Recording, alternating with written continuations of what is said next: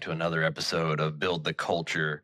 I'm Seth Harrison, and this is not my partner, Thomas Hardy. No. This is our very special guest, Jennifer Lacey. Hello. So, Jennifer Lacey wears many hats. I'm not going to go through all 27 of her titles. I'm going to let her do that herself. But Thomas is going to be on a little bit later, guys. He had an inspection he has to get to, and then after he's done with that, he's going to jump on. So, Jennifer, tell us a little bit about yourself. Oh my gosh, there's so many things, and so I even thought about it because I haven't had to do an intro in a bit, but just a little bit. Okay, super quick. So I am a co-host with Jesse Hernandez on the No BS with Jen and Jess live streams. I also am a co-author with Jesse on the Lean and Love book that we have published together that it's so crazy. It applies the 5S system to building relationships and applying it to personal relationships. So there's that book.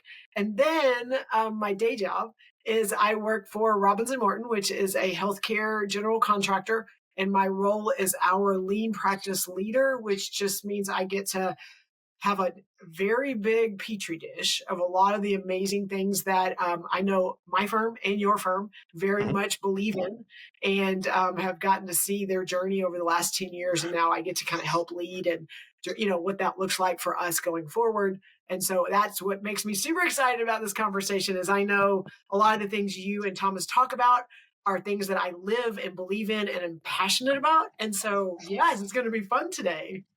I love it. And then one big one coming up next year. I know, right? What's happening next year? So I know that you and Thomas have both talked about San Diego and how awesome it was and how much fun we had and that y'all got to present and you and I and Thomas and Kimmy got to hang out. But next year, Keon Zandy and I are the co-chairs for LCI Congress in Arlington, Texas. It's going to be big. Epic. I'm telling you, I don't even think, we have big plans. I think it's going to be bigger than even we can wrap our brain around right now. And we're not going to spill any beans yet. So no bean spilling. Yes.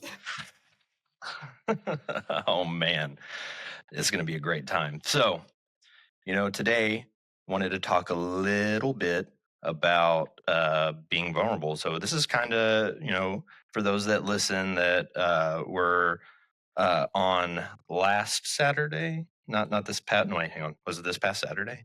Jeez, my days were, yeah. Well, actually, I take that back. Whenever this comes out, this could be like a month ago, last Saturday. I keep forgetting about this.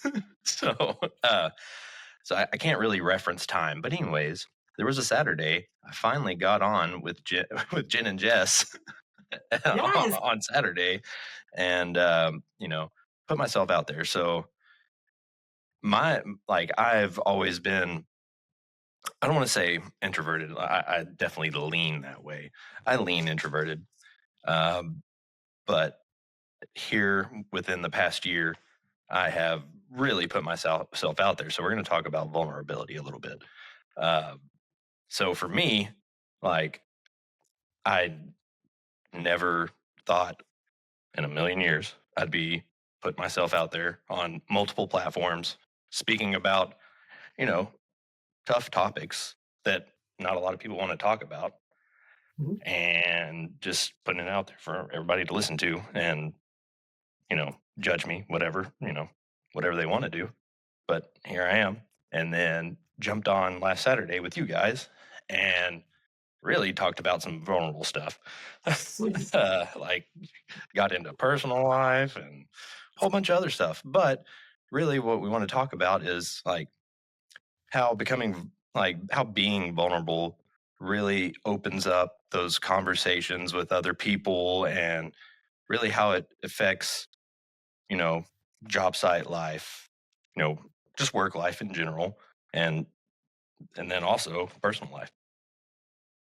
Yes. So all of that. So one, I get a little bit of background. So Jesse and I, almost 3 years ago, which is crazy in my brain, but started a platform called No BS with Jen and Jess, and our sole purpose was to lean into conversations and topics that people are just afraid to talk about, that they're not comfortable.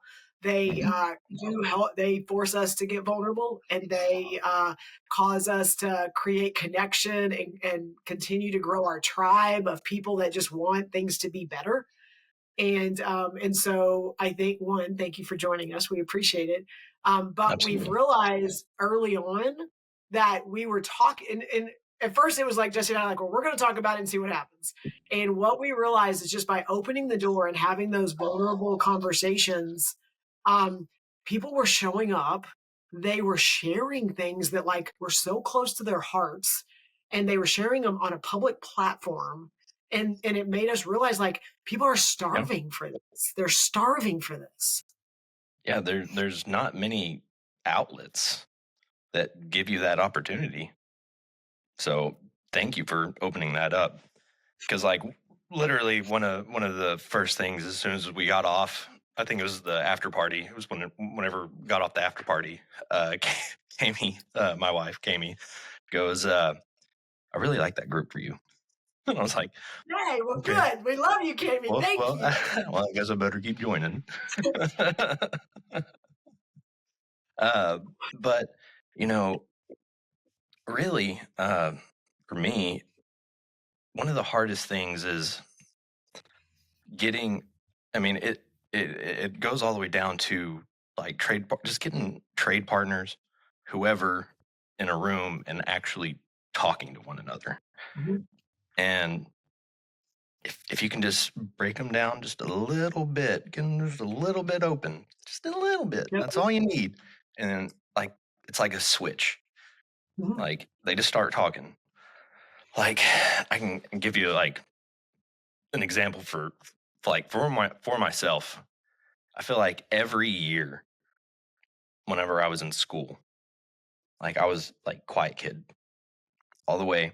And then like the last month, it took all that time for me just to be a little bit vulnerable. And then I would break out my shell for like that last month. And then it started all over the next year. So Mhm. yeah, definitely introverted.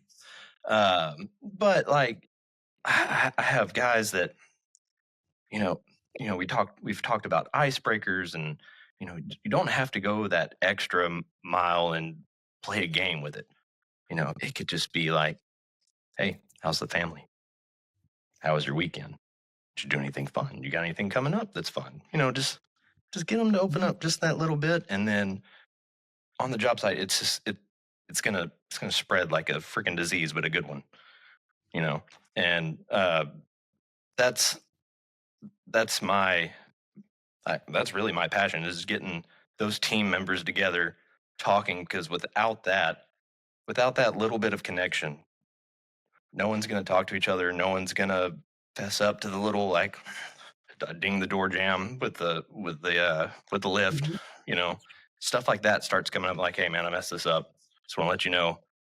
Whenever in the past, it's like you have to go, like you just walk by and you're like, who did this? Like all that starts going away. I don't know about you, Oh but yes, 100%. So it's a different world. well, the way my lens and my filter looks through this is it's pretty simple. It's we're all human. So let's just start with that. It doesn't matter what we look like, doesn't matter our backgrounds, our experience, where we are, what we're doing. We're all human. So we're all in Hmm. this bucket together.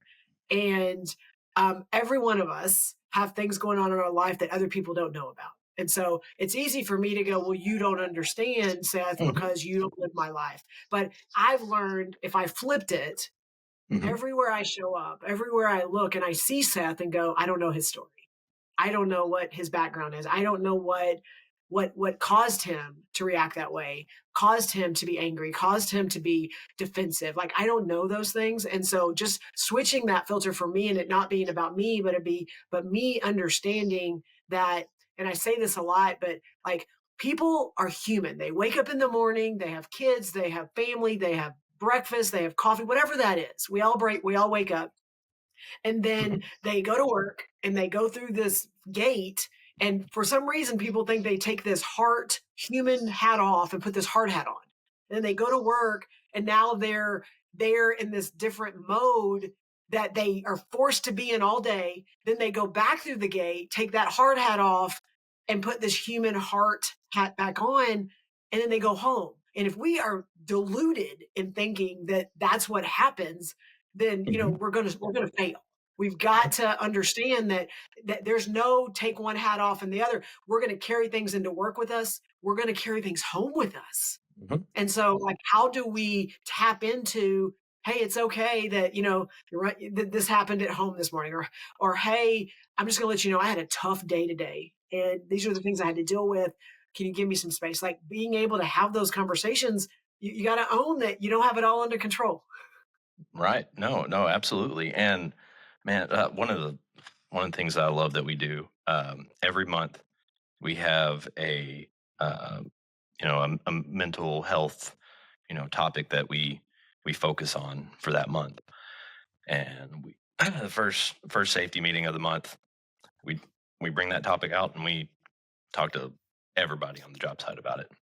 And there's multiple topics, but literally, like, just no one, no one really. I mean, unless your company's active in it, like, we're small. We're like, let's call us 1% that we're sitting up there talking about mental health in Mhm, front of every Joe Schmo on the dang job site.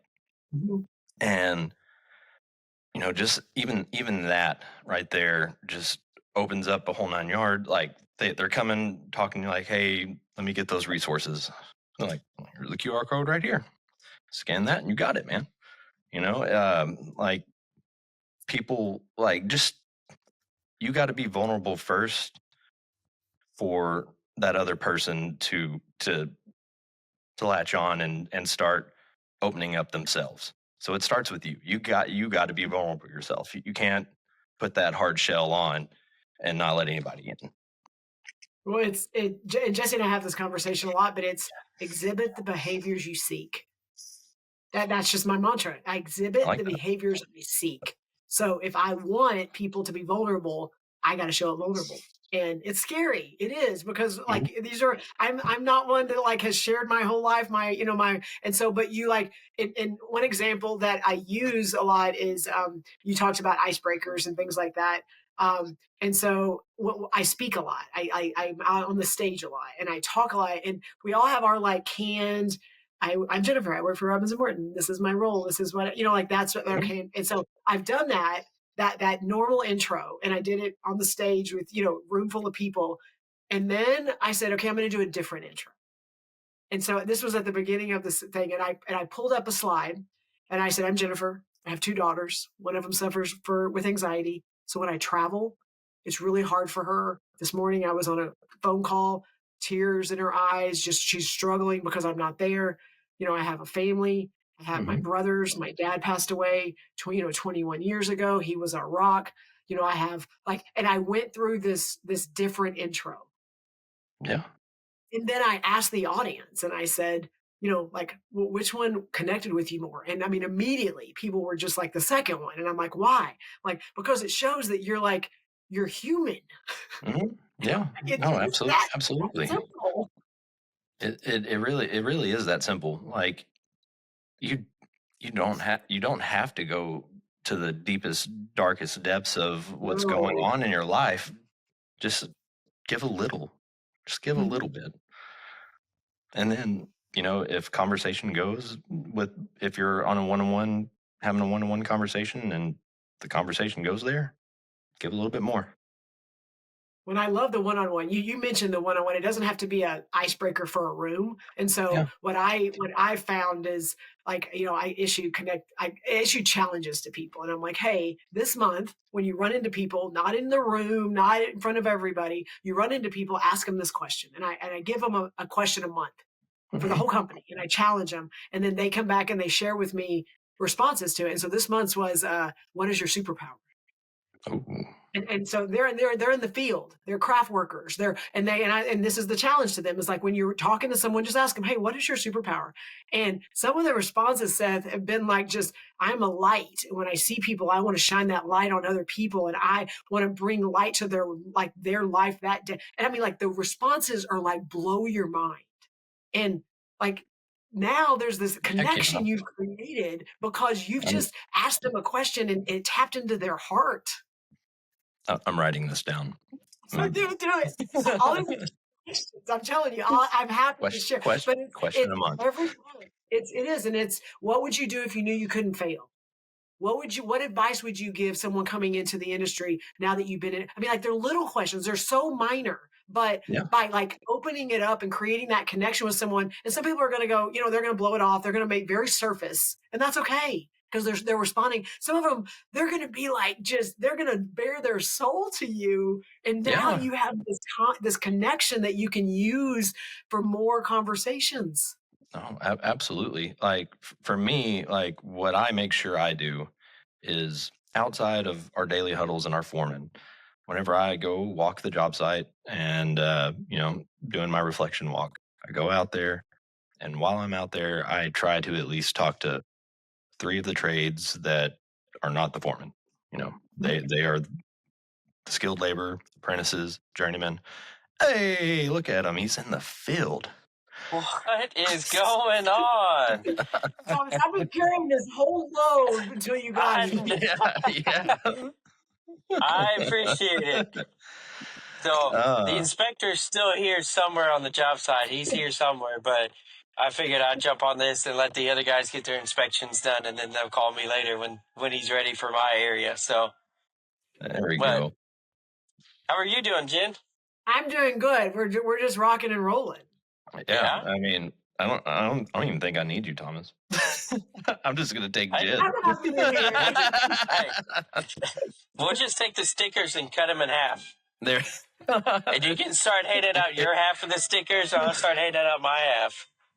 Well, we wouldn't have stickers to hand out if you would have brought them to LCI. Oh, yeah. I did get my sticker, so I don't even care. I did get mine. I had to save some for the people back here in Texas. Even though we could order some more. We could. Yeah. We could. I think we're going to need to. We also need to start working on merch, but that's a whole nother conversation. So we're down a rabbit hole again. To catch you up, Thomas, we're talking about vulnerability, and how being vulnerable ourselves really opens up the people around us, job site, personal life, that whole deal. But I think where we were at, so I was telling, Jen, whenever I'm going on my reflection walks, walking the job site, one of my challenges that I do to challenge myself is I try to make sure I talk to at least 2 or 3 of the guys that aren't the foreman, because I talk to them on a daily basis.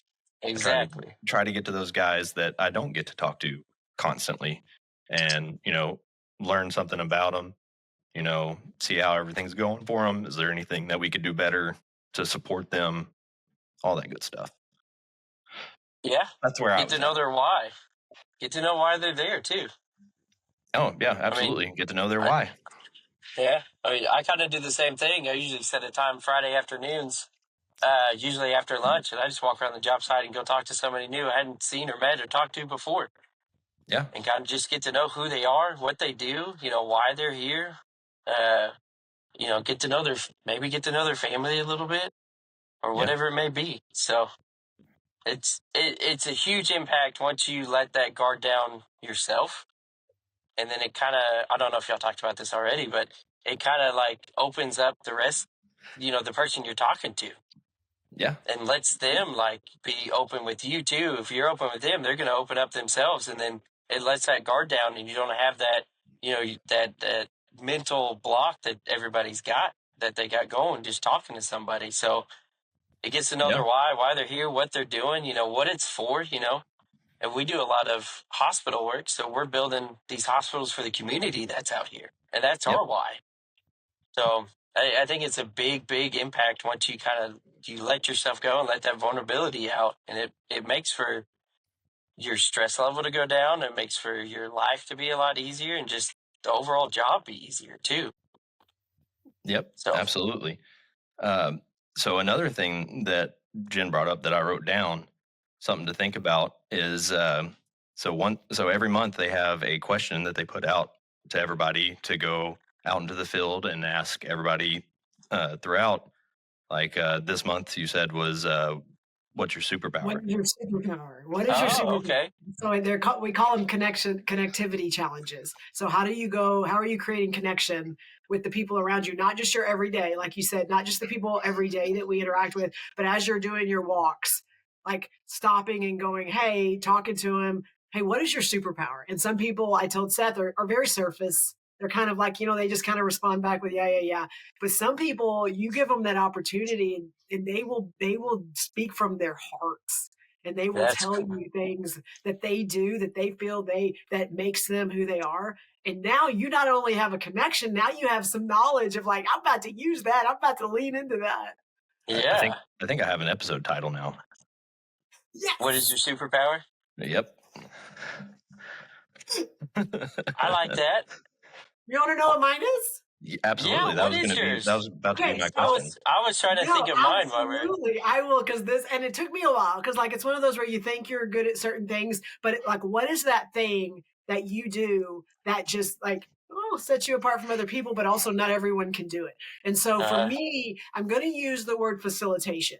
And the Okay. reason I say being a facilitator is my superpower is because right now, and I truly believe this with every part of me, it doesn't matter what industry, it doesn't matter who's in the room, what level, executive level, all the way down to craft level. It doesn't matter the topic. It doesn't matter what's going on. If you 5 minutes ahead of time tell me, here's the room, here's what we're trying to accomplish, and you drop me from the sky into that room, I will make it happen. I would agree with that. I've seen you do That's that my before. superpower. I've never voiced that before like that. Yeah. I think Oh, I think I may need to bring in Jen as a facilitator for a pool plan sometime. or a facilitator for the podcast, because we kind of go all over the place half the time. Got to bring us No, back no, into no, what we're That's talking about. that's half the fun, though. Okay, I'm going to give y'all I'm going to tell you my thoughts, because again, I've listened to all your episodes so far, and I'm going to continue to support them. I love that, like, y'all need to always do food talks, like hashtag food talks. Y'all need to Oh, always there you go. All right.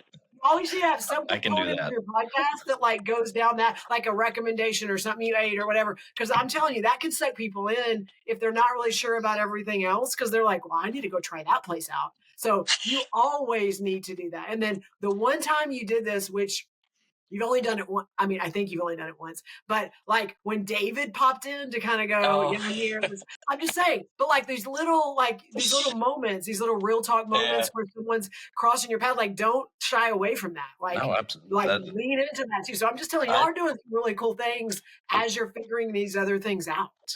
That's why Yeah, we keep it real. We don't edit them. We don't do anything like that. And you tell that story about David. I think it was episode 2, and we're sitting there, and I do them from my office, and I shared office with David out here at this project I'm on. And David just happened to like pop in. He knocked on the door first and kind of came in real quiet, and he had no idea. And I was like, David, come on, jump on, let's go. And he still talks about that in the trailer while we're out here, and he's just like, man, I can't believe I got on that. And I was like, man, you're our first guest. I need to get you a trophy or something. Yes. So we're definitely going to keep it. And it's like days like today, too, where, we schedule this at a certain time, and I got an inspector I think he's in the building now, so I'm going to have to jump off at some point. But we just keep it going the same way and keep it real. Absolutely. Can I challenge you, Seth, real fast, just to dig into something? So before Thomas goes, because I want to make sure he's part of this conversation, like, how did we even get connected? That man right there behind you that's being held up by the rainbow bear, Buddy Brumley. Oh. Can you see that, Thomas? I know you're on your phone. I can barely see it. I think I know what picture that is. But yes, through Mr. The most Buddy majestic Brumley. picture of Buddy Brumley in his Carhartt. It is. It really all is. his logos. He's like logoed out. Like, it's one of those, that jacket's like next level. Oh yeah, man. So a couple of things here. I know I'm going back into the time reference thing, but here today and tomorrow, we are sponsoring a house through Hearts and Hammers to help renovate the exterior. And this was something that Buddy started up and got rolling, but obviously didn't make it to before his passing. So, like, between me, Shelby, Andy, who's one of our safety guys, and Zach Weimer, who's a PM of ours, we all kind of came together because it takes 5 people to fill those shoes. And anyway, we're finally getting this thing off the ground and going, and really excited. Like, I hope everything goes off without a hitch, because I want to keep doing it. It's like I got to go out, do a field walk with Hearts and Hammers and see the house and everything, get material list together, but also got to meet the family that we're supporting. And it's a whole nother feeling, but super, super excited about doing this. Wish Thomas could. And I know, I wish I could make it too. I got to do some stuff with my kiddos tomorrow. But Buddy's going to be there too. Oh, absolutely. He's going to be watching over you guys doing some stuff. He's going to make sure you guys are safe, make sure you guys don't get injured, make sure you're wearing your safety vests, make sure you're doing all that stuff. So it's going to be a good time. PPE, so we'll make Buddy proud. Yeah. We're going full PPE. Yeah. Even though it's a good turnout. You're having a good turnout too. Oh, yeah. From my understanding, we got a solid enough 16, 17 people coming, so yeah, that gave up their Saturday. So to come do that. Yeah. Come do it. Yep. And then not only that, but for those that don't know, the Texo Association here in DFW has made an award in the name of Buddy Brumley. It's the Buddy Brumley Legacy Award. Mm-hmm. And gosh dang it, that is just freaking exciting. Mm-hmm. Yeah. It's incredible. I mean, as soon as that came up, he was just like, no. Like, no, quit putting me in the dang light. Well, I mean, he's going to be in the light for forever now. Forever now. His legacy's going to live on forever with Texo and with everything else that he has done. I mean, he was an incredible man and got me to where I am in my career and mentored me to get me to this point. And I mean, he was a legend. Mm-hmm. And it's good, and I'm glad to see other people were the same way. And I mean, even at LCI conference and all of that, the amount of people that, and this still boggles my mind because I know I talk to him every day, just Same. About every day. Seth talked to him every day. And I don't know how many people I talk to who have known him that talk to him every day too. I was like, how does this man have enough time to do all of his work and still talk to all these people? Exactly. They weren't short conversations either. They were always something, and they were good conversations and kind of led you in the right direction if you had a problem, if you needed help, or not only in the field, but personally too.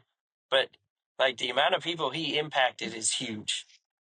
So and we all wish he was still here, but. So for a legacy to continue, Buddy is the prime example of you don't have to be the loudest person for what you believe in, because he did everything so quietly, but interpersonally. Yeah. It's the things we carry, the things that we do, the choices we make. And I think there's so much of that ties back to my relationship with Buddy and what that meant to me. And I mean, I know our conversations and what that was, and he was one of the quietest people in the room. But going back to the topic of even the podcast today, it's that the vulnerability, for his entire career doing Absolutely. One thing and then realizing and making a very intentional effort because of mental health and because of wanting to do better and wanting to do something different that's going to impact the next generation. Like, he got out of his normal protected place and showed up and shared and supported and highlighted and elevated all of these people around him because of the person he was. And so that feeds into the legacy and the things that we know he showed up that way, but we also know the ripples of impact that he had in other people's lives are not going to stop because he's not here with us anymore. In fact, because of the things he started, it's now we are propelled. We are like, there's something in us that's like, we have to do this because he cannot be forgotten. And so that's the drive. And that's the thing that I know for me, it's those little choices. Like he didn't become a legacy because he made a choice today or 10 years ago or 2 years ago. He's a legacy because of every day the decisions he made. And that's to me what, like, how, I mean, can I just be a tenth of what he was? Yeah. Absolutely. I mean, I don't know how many times during the day I still ask myself, what would Buddy do? You know, it's just that legacy is just going to keep going and going and going. But I do want to tell one story. I did see the inspector walked in the building. But I do want to tell one story about Buddy before I jump off here. I did get the honor to work with him on a few projects, but one of the projects, and Seth, you were on this one. It was a project over in Dallas, and Buddy was the superintendent out there. We had 4 or 5 other superintendents, and I kind of got brought in 3/4 of the way through the project, and I got put on a section of the project and out there working with him. And I know Buddy's an early morning person. He's always, the first one on site. So, and he wants his quiet time. He wants his quiet time, and I knew that too. So, and I'm an early person too. It was a big parking lot I was doing, so we had a lot of early concrete pours and stuff like that. But the days we didn't have concrete pours, he would still, he's there at 5 o'clock in the morning, 5:30, whatever. And I found out what time he got there. And I would either show up right on time, and I would do that for a little bit, and then he'd start showing up a little bit earlier every morning. And we went on this back and forth battle for about 3 weeks of who would show up first. And if I would show up first, he would show up 15 minutes earlier the next day. And it got to a point where it was like 3:45 in the morning that he would show up to work. So we knew that he would be the first one on site. So, but he could have kept it going, and Buddy would have just stayed the night. He would have kept going but I gave into it because I was like, I'm not showing up at 3:30 in the morning to get to work, and sit there for a while. But I mean, just a little stuff like that with him, which is he was an amazing guy, and I'm glad to be able to have the honor to know him and to work with him and to be able to be one of his, I guess you could say, mentees with him. He was my mentor in a lot of stuff, so it was a great guy. So, yes, I agree. Absolutely. I mean, I think so. It's one of my last memories that we got to share together, but we both got to go witness our first home run derby together. I heard about this. I got pictures from that. This year, and man, so we're getting ready to have a garage sale, and I had went and got a new glove because I couldn't find my old one. Went and got a new glove, and Kami had found my old one in storage and brought it to me, and she was like, which one do you want? I was like, well, I don't want this one anymore. I was like, I want that one that I have in there, because me and Buddy got to go to home run derby, even though we didn't catch a dang ball.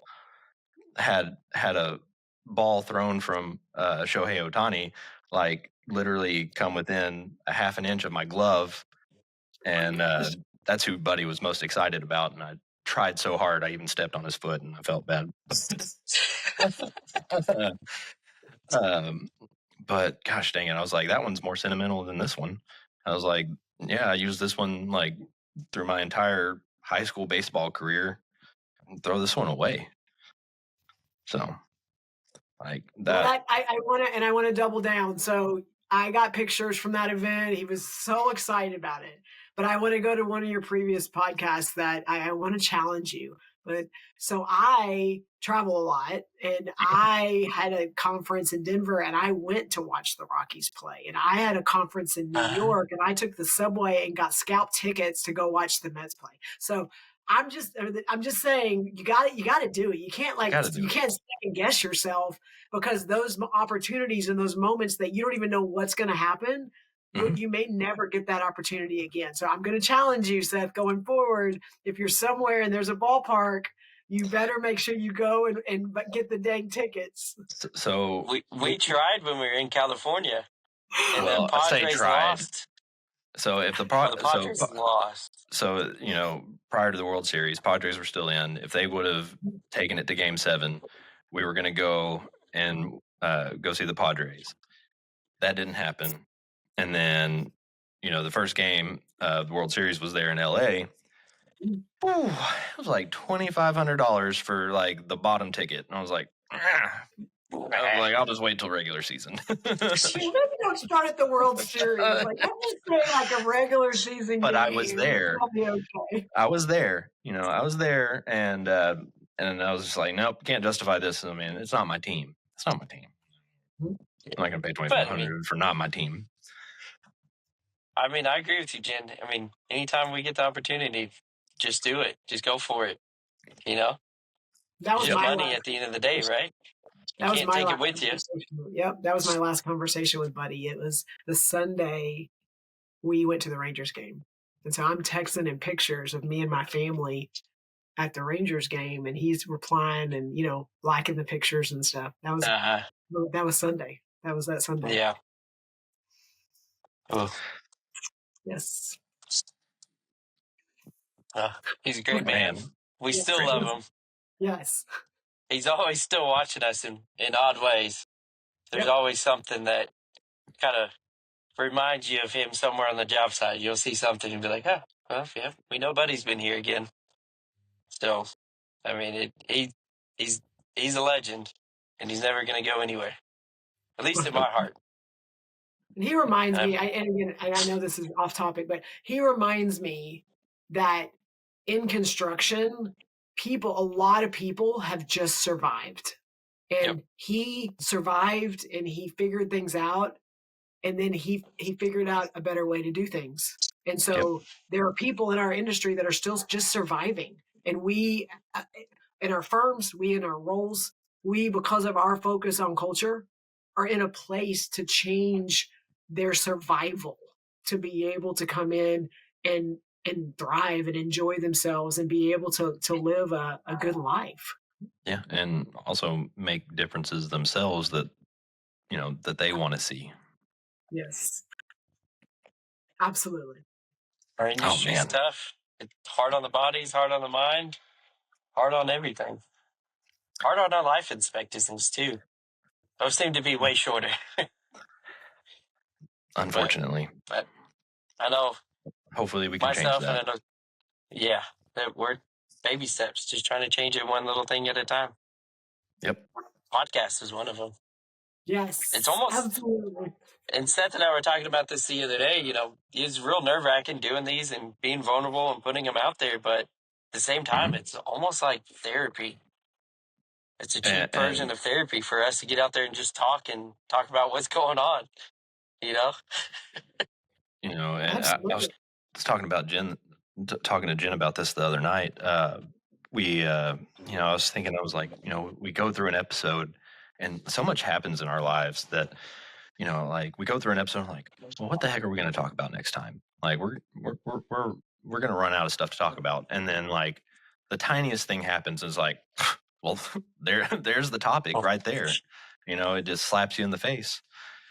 So like it's like you just got to be able to recognize those those things that are happening around you, and then bring it out and put it out there for everybody to listen to and put their thoughts to it as well. Don't be scared. And don't be Don't scared. be scared. You can be scared. You can be scared. But you can be scared. That's fine. Well, don't be scared to jump. Like you can still have some fear, but don't be scared to jump. Be brave enough. You can build an airplane on the way down. I don't know about that, but we'll something like that. Yeah. I didn't even know it's going to land. I'm just going to say. It might land, it might not. Yes, that's the fun part about it, right? You never know what's going to happen. You just got to do it and go for it. Just don't let your fear keep you from starting and from jumping. Exactly. Yeah. But don't literally jump off of something. Just figuratively use it as a metaphor. Don't go out there and jump off of things, people. No, we don't want that. Yes. We're not unless you're with a trained professional, like parachute, your harness. Harness, harness, parachute, bungee jumping is whatever. fine. Just don't. Base jumping is a little iffy. Something. The statistics on base jumping are not good. Just don't base jump. Unless you have those squirrel suits. Have you seen those? Oh, those are even People's crazier. base jump. You still gotta be able to work it. Those are crazier. Hey, I don't even know how you get into that. Like, how do you train to do that? Well, like, you just got to do it. I feel like the documentary I watched on it is that it took 13 different versions of the squirrel suit to work, but the first 12 people didn't make it. So the 13th person was the one who figured out how to do it. Yeah, that's how they figured it out. So, stay away from the squirrel suits. Stay away from the squirrel suits. Goodness Don't gracious. recommend them. You talk about some adventure seekers or people who do that. Talk about a squirrel. Literally, talk about a squirrel. We just went down that. Oh my goodness. Well, guys. But seriously, though, I do need to jump off. Do we want to end it here? Or do y'all want to keep talking? So, Jen, I'm pretty sure you're aware by now how we end this. Yes, I'm very aware, but I just want to say, anytime you want to have me back, this was so much fun. Oh, absolutely. Anytime you want to come back, you're more welcome. Absolutely. We could actually add you to the sticker.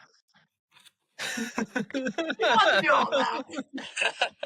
But I am kind of wanting to get my own stickers, though. I'm just going to say. You had an incoming call. I did have an incoming call. And it ended now, I think. It said it ended your recording. So now that you're back, Jen, it was so great having you on. Thank you. Thank you so much.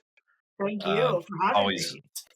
Always love the conversations that you bring and how you challenge us. Keep doing it too. Thank you. Keep challenging us. And we'll keep challenging you as keep well. Doing it, please. I don't know any other way right now. The only thing I know right now, so I'm just going to keep doing it. So, Jen, do you want to do the honors for signing us off?